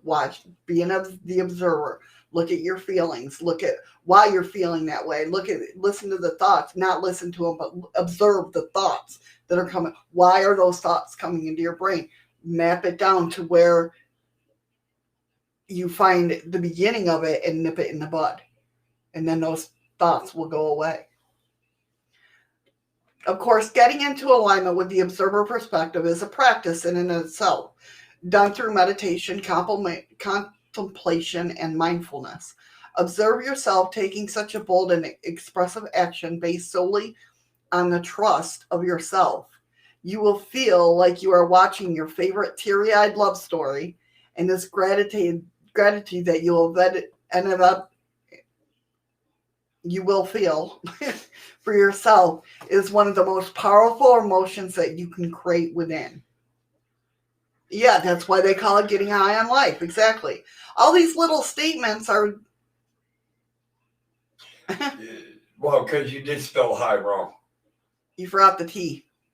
No, you didn't. No, you didn't. It's H-I-G-H. It's not height. It's high. Acting upon synchronicity with simultaneous heartfelt gratitude and joy for yourself is more fully acting upon synchronicity. Hi, oh no, e silly me. Hey, KWG, hey, how you what's doing? up, adventures? How you doing, hon? Welcome. As you have more and more synchronistic experiences and can perceive them with greater accuracy, there will be more moments where you will always ask yourself to take action upon them, to utilize the guidance that you are perceiving. Before you can sustainably do this, I felt like Elmo Fudd there for a minute. You will need to... That's Porky Pig. That's what. That's right. That's I what I just thought. freaking snorted. You will need to trust it and honestly believe it. Typically, there is so much self-doubt to overcome when trusting synchronicity because, as I'm going to talk about, it's more about trusting yourself. It's not about believing something that you perceive to be outside of you, but rather building upon your comprehension and intuition to place yourself in the place of trusting. Yeah, there you go. Elmer Fudd and Porky Pig mashed up. Remember that everything you experience is experienced. Ready, guys? Remember that everything that you experience is experienced through your perception. This means that nothing that you can perceive exists outside of you. I just got chills. I gave myself the chills. God, I'm good. No. Remember. Praise the Lord. I know. That was like almost scary. I gave myself the chills saying that. Make the choice. There's a fundamental choice that each of us make consciously or subconsciously in every single moment. And collectively, we make together. It has to do with how we perceive the world out of us. You, yourself, I. Right. There are two options. To see the world as part of who you define yourself to be. Or number two, to understand the world as separate from who you identify yourself to be. the former can be, number one, can be referred to as the type of perspective or consciousness called unity consciousness. Number two is referred to duality consciousness. It's not my belief that one is better than the other. Okay. However, there is one that I prefer, and that's unity consciousness. I also believe that one state of knowledge in these two realms fundamentally affects many aspects of their life. Trusting can be strange. Seeing the world as part of you is not something that most people are accustomed to, right? The vast majority of people are engaging with their experience through the perspective of dual consciousness.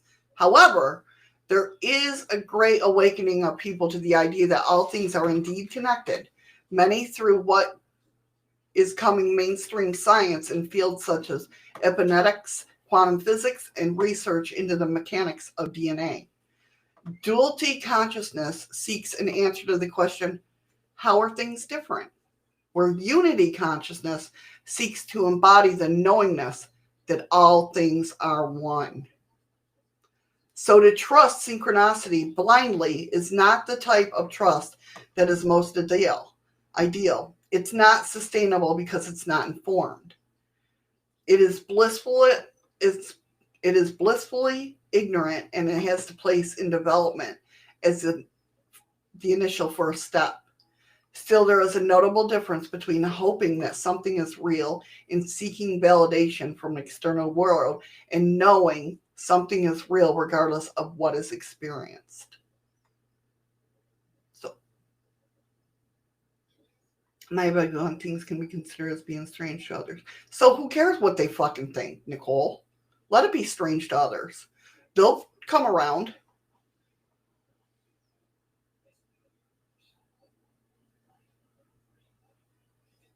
Right, Andy. I've had a certain substance where both myself and the person I was doing them with both saw and experienced the same thing. You were having a co-creative moment.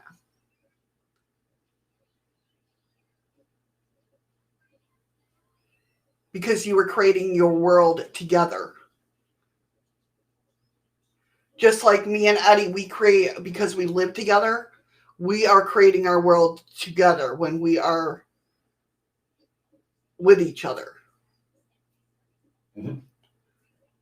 But when we are separate from each other, we are creating our own individuality world. I mean, we have our own individuality world inside of our together world. Right. Did I say that right?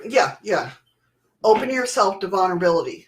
Okay. I know that sucks and it's hard, and because we've been hurt before, but we're not going to. Trusting yourself is in this way can feel extremely vulnerable, which is why being deeply honest with your emotional body is necessary. In essence, your vulnerability is where much of the power to experience synchronicity lies. The first step in trusting yourself through the idea of your perception of synchronistic events can be done very rationally. We all know we have intuition. We all know that if we follow it, it will not steer us wrong, right? But yet we choose to let other things steer us wrong.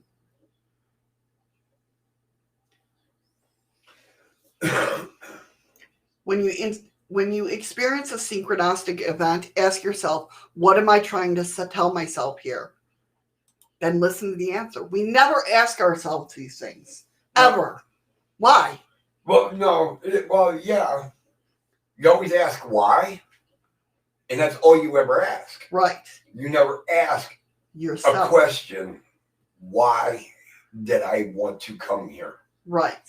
Yeah, exactly. So you ain't going to get an answer. Why did I experience that? But all you put is, why? Or why did I experience that? Why did I make myself experience that? Having a meditation practice helps with this form of direct communication. If you do this regularly and expect to get a response, you have to expect that you'll get a response. You will. Hey, Nubs. Hey, Nubs. Nicole's learning to be the sheepdog. Not one of the sheep. Thank you, because it kicked down so quick on me. There you go. Once you get your answer, and if that answer beckons for action to be taken on your part, take that action. Trust yourself. If it feels right, it's correct. If it feels wrong or confronting on some dense emotion, then check back in with yourself at this point. Ask yourself, why am I feeling this way? Or what fear do I have that brings about this dense feeling? We're always scared to ask ourselves these things. If you can move through that experience, identify the fear, see the fear, and therefore diminish its impact on your reality, then you'll be ready to take whatever the next step is. As you take that next step, observe both how you feel as well as how things around you has changed.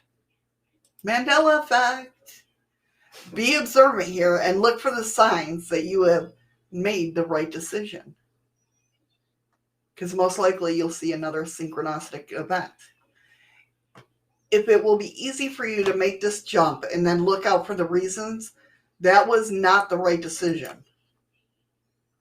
Remember that everything is a probability. We saw that in quantum mechanics, right? And via the observer effect, we inform that probability. So we're telling that probability, oh, this is going to go this way. So, of course, probability is going to be right. Right. So if you're using the perception here to see things in a non-optimal state, then you are reporting your experience suboptimally relative to your desires. Remember, that's a huge part of your experience as a human is to learn. Therefore, you have to trust yourself enough to take one action upon synchronicity. You may, and likely will, provide yourself with an experience to test whether or not you believe yourself. When this happens, check in with yourself and ask, is this a communication that I should take another direction? Or is this a test to see if I'm steadfast in my trust in myself? As before, silence the mind and await the response. After you've done this a few times, you'll begin to build up your trust muscle, which will eventually allow you to believe more deeply in yourself and compel you to experience more of life through this type of guidance. Guidance from a version of you that is non-physical.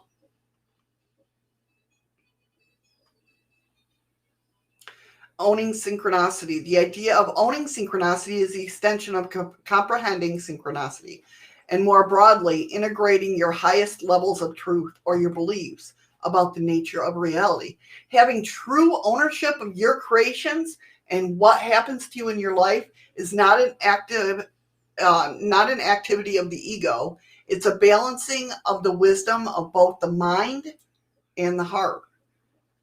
It is my truth that we have a fundamental belief, either consciously or subconsciously.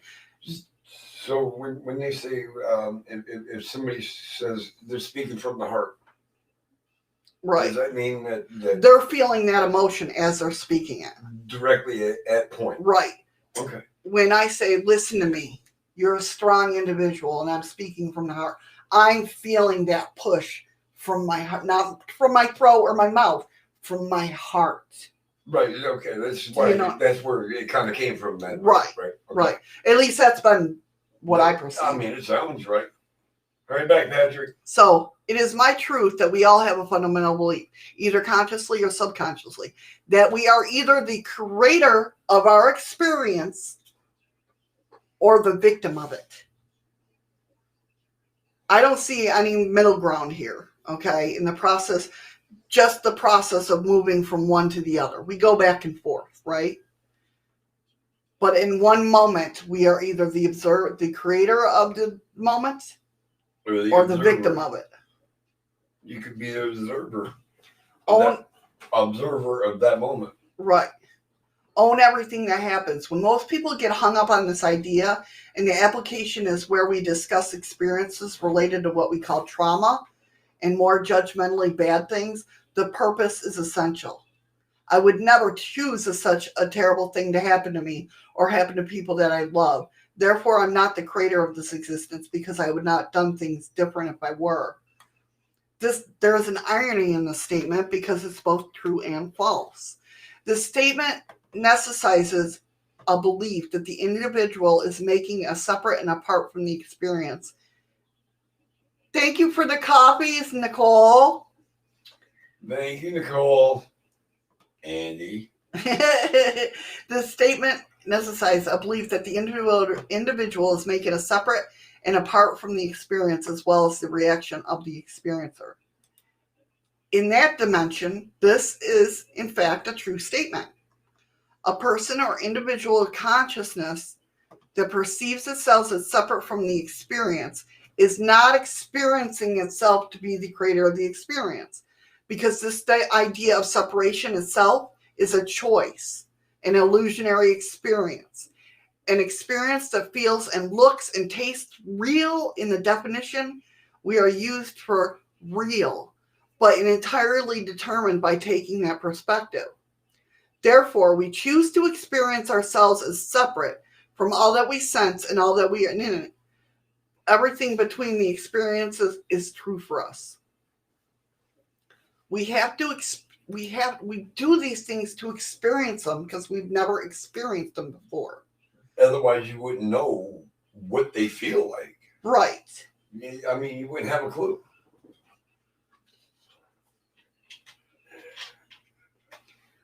A less limited belief that an individual could choose to hold is that they are unified with everything that they experience. In essence, there is nothing that separates which is experienced and the experiencer. In this dimension of existence, the idea that something could be encountered that is not within free will of the experiencer is not valid. It doesn't resonate. So if we knew, if we put ourselves in like the status or the status of not realizing that we created our own life because of the fact that if we knew that, we wouldn't experience it. True. And that makes sense. You know what I mean? You wouldn't know what it would be like to be born, to be hurt, to love, to lost. You wouldn't know any of that feeling. Right. Both of these perspectives that we choose to take on basically can be understood to operate within a range of energetic frequencies. When we operate within the dimension of separation, that is to say, we choose to see things as separate and unconnected to each other, and most importantly, to our idea of self, we are vibrating at the moment of a particular frequency. This frequency, via the law of attraction, or more accurately called the law of coherence, resonates with its likely counterparts in the physical reality, creating the reflection of experience of separation. When we operate within the dimension of unification, that is to say, we choose to see things as unified or deeply connected to each other, and most importantly, virtually identical to the idea of self, we are vibrating at the moment at another particular frequency. Welcome back, Patrick. Exactly. Suffering can lead to understanding too. That's right. You're not going to know that you're suffering if you never suffered.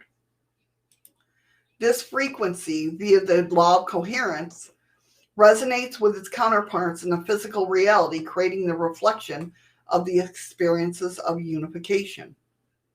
If we choose to see our experience as separate from who we perceive ourselves to be, then we are choosing to believe that we are not the creator of our reality. If we choose to see our experiences as connected or unified with who we perceive ourselves to be, then we are choosing to believe that we are the creator of our reality. This idea, far beyond the moments of synchronistic events, however, synchronicity allows us to practice the choice of creatorship in a way that is meaningful, tangible, experimental, trackable, and sustainable. So why did we choose this? Shifting from the vibratory state of separation into the vibratory state of unification is, in my belief system, why I choose to incarnate in the first place. to experience which seems not to be me, and to go through the process of recognizing and integrating that is. So we go and say, okay, when we have an experience of an asshole, basically, then we sit there, or I'm watching a YouTube video and that is not me. That's how we perceive ourselves. That is not me. That's what you want to do. That part is not me. I am not like that. So you're just basically reprogramming yourself. Right. We can begin to own our synchronicities by, after experience a synchronicity event, merely asking ourselves the question, why did I give myself this experience? Then through meditation, we find the answer. Well, you don't have to meditate, but you can quiet your mind. Await an intuitive response. If you're an empath, the feeling. If you are clairsentient, it'd be or clairaudient, it'd be hearing it. It depends on what you've opened up in yourself. So asking this question implies that you have a belief system that states that you are the creator of your own experience. By doing this, you are naturally and organically shifting yourself into a different range of frequency. And I'm going to end it there for now. Well, let me read it. By having the perspective of what I'm saying is owning your synchronicity. You are bringing them closer to your energetic alignment and getting clear on who you are, and providing yourself an ability to make more easily have the experiences that you deeply desire to have. And that makes a lot of sense, Richard. I mean, it really does.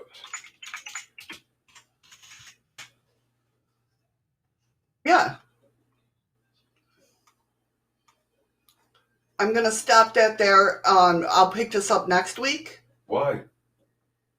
Because it's noon and you're falling asleep. Honey, you're allowed to. You've been working all night. Nicole says, I made mistakes in the past. I regret. Get rid of those regrets that happened in the past. You can't change anything, so get rid of them. I know that sounded asshole-ish. I'm sorry.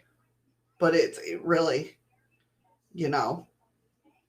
But Andy always says the time I thought I made the right decision, so no regret needed. Exactly. But then you get assholes. I know, right, Andy? But then you get assholes watch the same video, say it's not them, and then go out and all. But yes, believe me, I know, Andy. Believe me, I know. They generally believe they are not the assholes. And they'll figure it out. They're not your peeps. Hi, Haunted Experiences. How are you? Hi, Steve. What's up, man? Very true, Nicole. No matter what you do now, in the past or the future, it's done with the right intent. Exactly.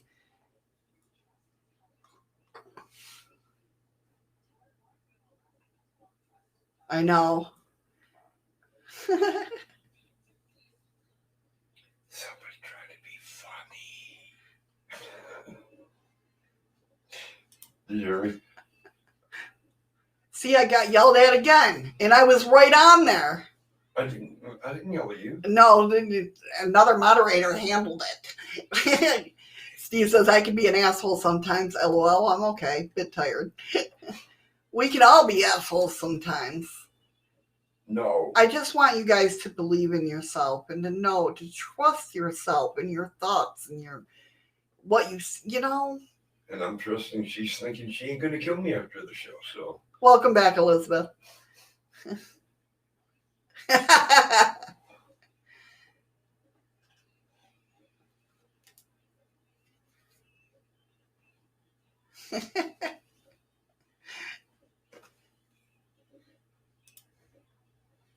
Damn it, I got yelled at again. Another moderator just handled it.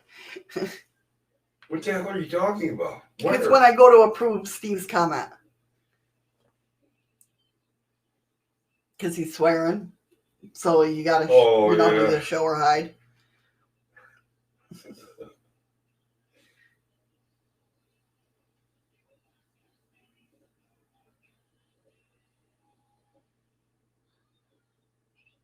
But yeah, I just want you guys to believe in yourself and know that you guys can have the life that you want. I mean, we're still, I'm happy in my life. No matter what, I am very happy in my life.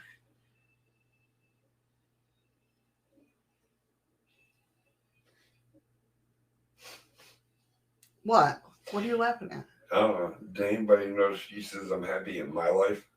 No, not in our life. She admits she's happy in her life. Shut up. Sorry. Whatever. Well, I can't give you guys lemons, so there'll be double lemons whenever dlive wants to get off their ass and start working.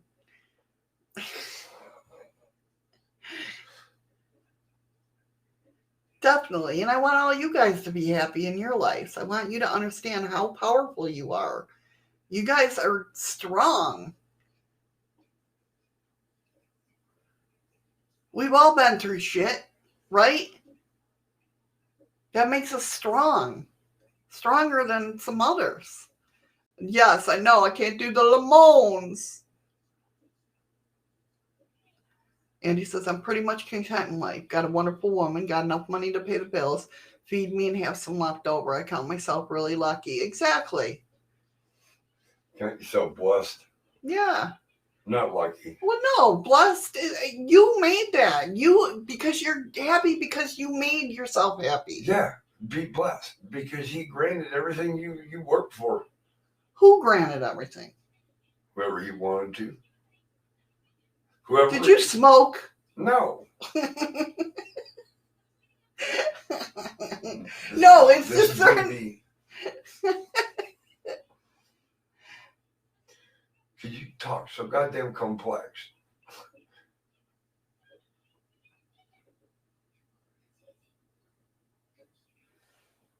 I didn't see what. I was back in the hospital today and I broke my scaffold. I've broken my radius and plastered my elbow. Elizabeth, well, stop doing that shit. What the hell? I don't know where the radius is or any of that crap.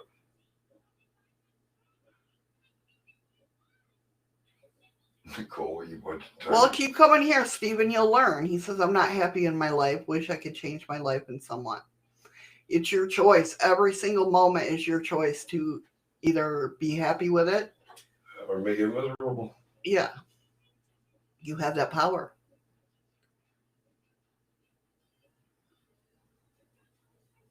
Oh, thank you, Patrick. He said, always a good time in here with the wonderful hosts and family in chat. That's right. We are all family. Some of us, I'm the adopted one. All right, guys. With that being said, I hope you all have a wonderful rest of your day. Tomorrow, of course, is cryptids, UFOs, mysteries, all that good stuff. All right, guys. Till next time. I didn't even do credits. I'm rude. I don't even know if I have credits playing. That's good. My Stream Deck's not working anyway. I think I broke it when I zapped it. When it zapped me, I should say. Anyway, take care. Be safe. And remember, find something to smile with your eyes. You gonna say fist bumps? Well, I usually say that before I know you all do. that, so I realized that it was happening, and I couldn't. I was kind of confused. I couldn't stop myself. It was already in the midst of saying stop you, so I was just like, all right, well, we're just going to skip that part tonight. I want to say fist bumps to the guys, hugs to the girls. Stay safe, stay strong. Well, I'll see you back here tomorrow.